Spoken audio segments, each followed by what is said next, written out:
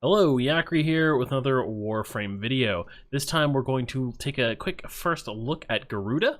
Hopefully a more detailed video to come later, but I don't know. I'm not always a huge fan of actually doing build videos, so maybe I won't. You can probably out for. But let's talk about her basic abilities, okay? Before we move on to some demonstrations. So Dread Mirror is probably my favorite of her abilities personally. It's got a pretty long base range. She leaps to an enemy, let's see, health to shield. Now, I'm not sure if the shield... the wiki says the shield is invulnerable. I'm not seeing the shield die ever really on its own.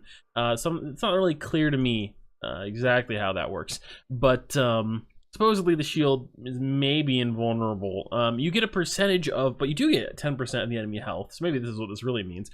You do get 10% of the enemy's max HP to this blood orb that goes over your shield. I put it like this, yeah, like that, over your shield. And the blood orb, if you channel this ability, you can turn it into a projectile, which will deal massive damage, and we'll take a look at that later.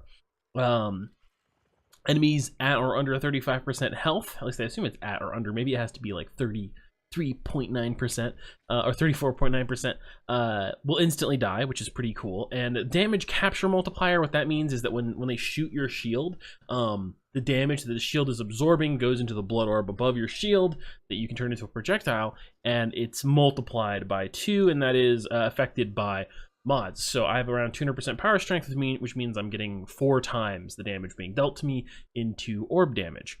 Okay, so the charge damage per second, that is a percentile of the currently stored damage in your blood orb gets charged up, right, per second. And the charge drain per second is very high, lots of energy per second drain, huge amounts, right? Okay, and it's got an explosion radius for the projectile, which is, you know, not huge, but not small either. She definitely benefits from some additional range. Blood Altar is pretty cool. It doesn't work exactly the way it says it does, incidentally.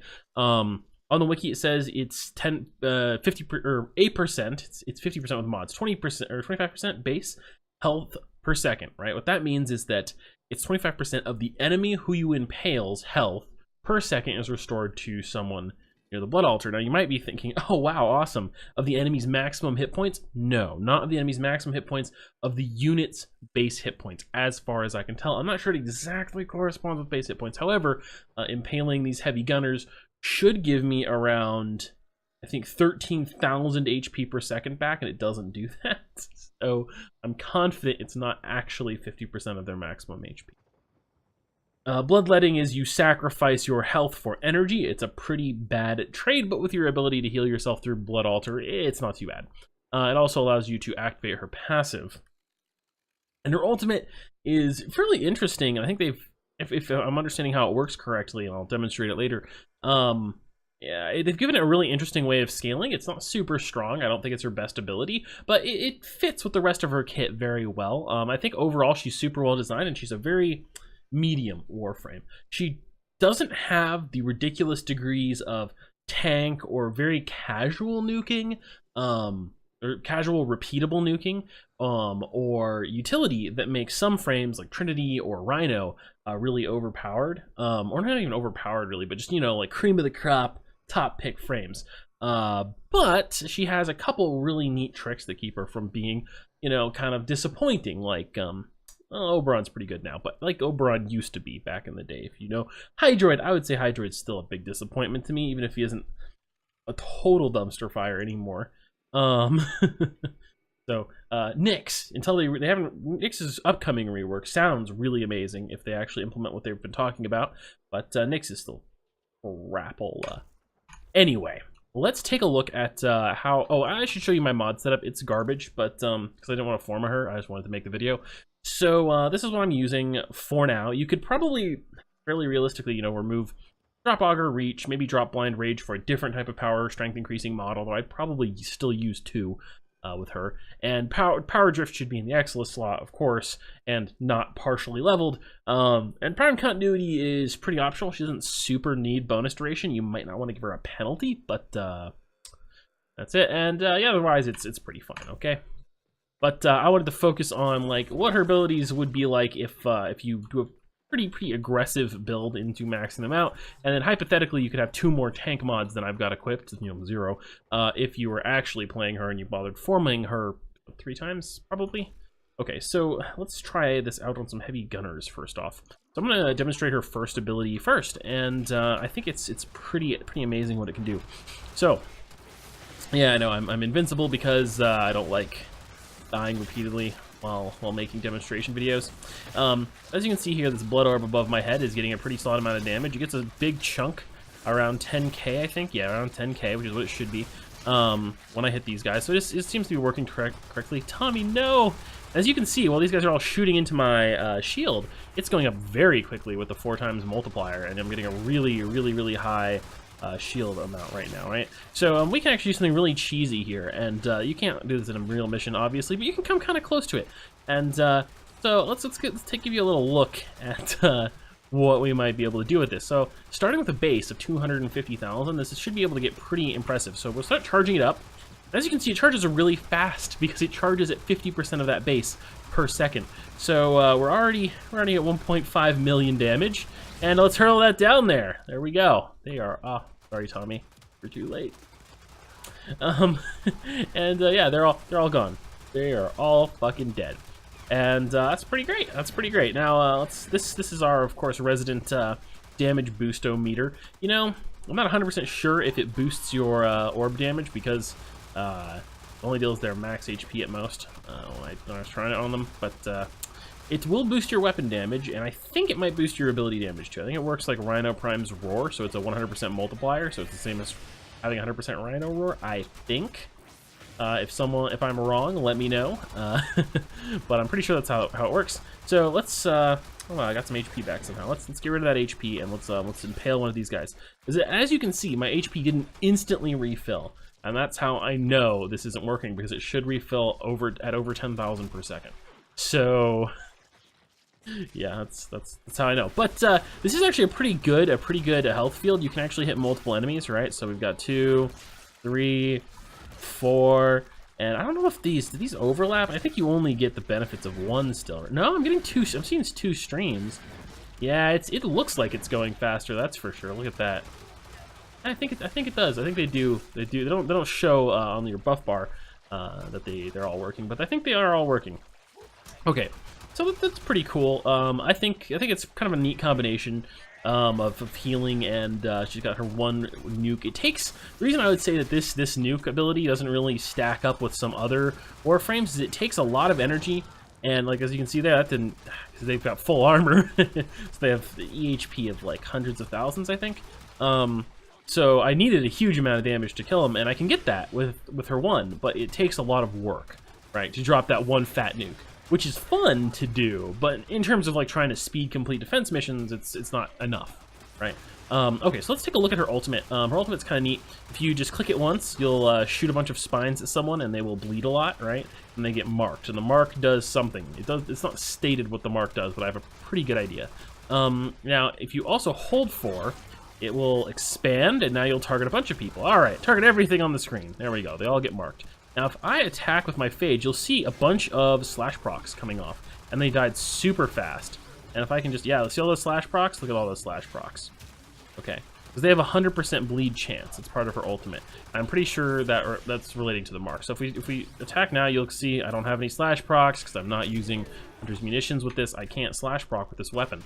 So her ultimate makes enemies vulnerable to slash procs from, I think, any source at the full damage of whatever tick you're doing.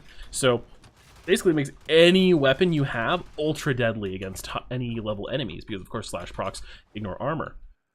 So it's kind of a nice scaling to it, right? And if we delete these guys, let's get rid of these heavy gunners, skip out on them, level the enemies. Well, let's take some enemies that are kind of weak at level 80. Yeah, 20 Arid Butchers sounds fun, right? Okay, let's simulate these guys. And I think these guys should die pretty easily to her ult. Probably, in theory, right? A bunch of hits. Yeah, they're bleeding out. They didn't quite eat it. Just, oh, some of them did. There we go. So as you can see, versus chumps, you know, her ultimate's decent, right? Up to a pretty high level. It's not amazing just on its own, but it's not bad. Yeah, not bad. Of course, I think still the shield and orb are the real standouts here. Let me see if I can survive the test the shield. I should have tested this before starting the video, but hey, why not? Let's have a live test, right? Let's bring it back the Ard heavy gunners. We'll just do like 8 of them. Pretty good number, and let's see if I can. I might die trying to get to them and fail really hard, but the shield theoretically is invincible. Oh, no. Fuck. Face the shield. Okay. It is invincible. Yeah, okay. The wiki is correct. I really should double check that before now, but hey, now we know. Now we know I could actually survive versus these guys. Incidentally, it does not block those slams. It may have looked like it there, but that was just a trick of the terrain. It doesn't dispel, yeah, and so you can just charge this up, throw it in there, boom, and you do lose the shield when you finish. But yeah, there you go. So Garuda is one of my favorite frames out of the last 3 or 4. I like her better than Eidolon Man or Beardy McBeardface, whichever you want to call him. And I like her a lot better than Korra, like a huge amount. I think she really kind of hits the balance level that Warframe needs for most of the Warframes. Where they're going to be fun to play, they're going to be able to do normal Warframe content effectively with, well, like, you know, actually being, you know, helpful to your team, from your frame choice and not just your weapons. But also they don't, you know, like break the game to some new, never before known degree. So yeah, I think she's pretty great. I'm not sure I'm a huge fan of the blood filter. I mean, it looks good, obviously. However, it does get old after a little bit. This is like very cool. Yeah, it does get. Oh, these are all still Rhino's colors. I didn't change them back to hers color. Wow, fashion fail. Okay, there's one other thing I was gonna wrap up the video, but I should actually show this off first. So she has one really cool feature that I wish they would give, or I hope they give to more frames, which is that her little claws that she has that's built into her frame can be used as melee weapons if you don't have a melee weapon equipped. That's pretty cool. I think it would be great if more Warframes were able to just whip out like a natural weapon. They don't all need one, but a couple of Warframes could use one. And it's pretty cool. I like these a lot better than any claw weapons actually in the game, so I'm a pretty big fan of them. They're if I remember the stats correctly, I don't think they're like a total standout in terms of base stats, but they're not like terrible either. Is that the base stats without mods? I think I'll just go to configuration C. Here we go. Yeah, so there's their base stats. And yeah, that's Garuda for you. Oh, and the claws also like just don't color correctly. I don't know what the fucking deal is with them. They're not silver, they're gold. And they will be gold again in my orbiter. Also, the end bits are now silver for some reason when they're supposed to be energy colored. But will they be energy colored when I get out? No, wait. Oh, look, they're silver. Okay. Yeah, like the tips are the little things she throws her ultimate, so they're supposed to be energy colored because they come off and shoot at enemies. Anyway, thank you all for watching. If you like this content, you want to see more like it, you know, like, comment, and subscribe. YouTube won't tell you that there's going to be a new video, but at least you'll be motivating me, right? Like positive reinforcement, right? All right, see y'all later. Yakri out.